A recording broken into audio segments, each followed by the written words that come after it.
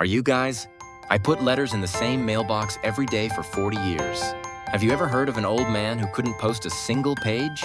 Today is the record of love that has not been delivered to the world, and a heartbreaking confession of regret that was revealed belatedly.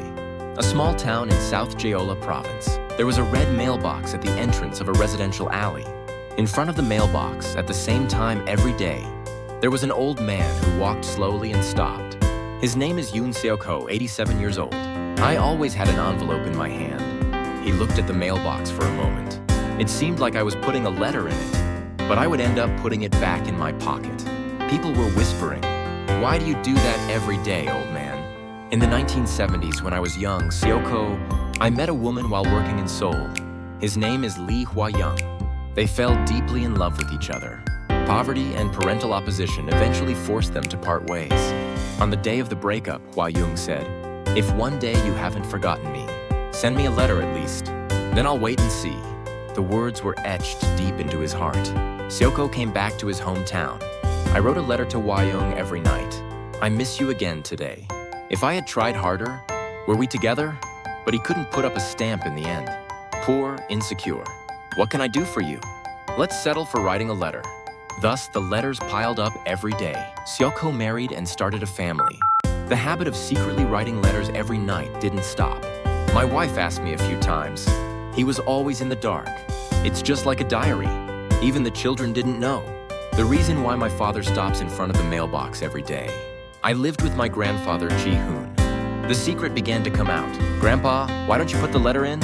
"Well, it's not time yet." Ji-hoon tilted his head. But when was that? The lagoon could not answer. In fact, he didn't even know. A room filled with time.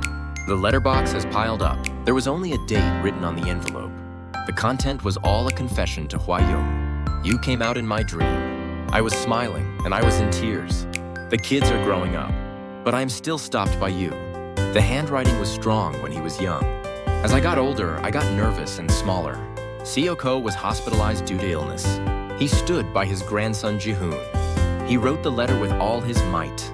"Hwa-young, it must be really late now. Still, I loved you. I wanted to convey it only once." The letter was exceptionally short and earnest. After Seok-ho finished the letter, I told Ji-hoon, "Ji-hoon, I have a favor to ask of you. If I leave, please put this letter in that mailbox." That night, he closed his eyes quietly. After the funeral, Ji-hoon put the letter in the mailbox as his will. A few days later, a strange sender came home. He was a woman in her 70s. "Is this Yoon Seok-ho's house?" He was a Hwa-jung. Hwa-young wept as she held the letter in her hand. "You haven't forgotten me in your life. But why now?" Ji-hoon showed his grandfather's box, a box containing hundreds of letters. Hwa-young knelt and sobbed. I can't say this much to myself. In front of the mailbox, it was an old man's love story left with a letter that he couldn't send. Sometimes we're like, without the courage to express one's feelings. It's a time-lapse process. But what I couldn't say is, in the end, it remains the biggest regret. Even now, do you have any feelings that you haven't conveyed? Today might be the day to mail the letter.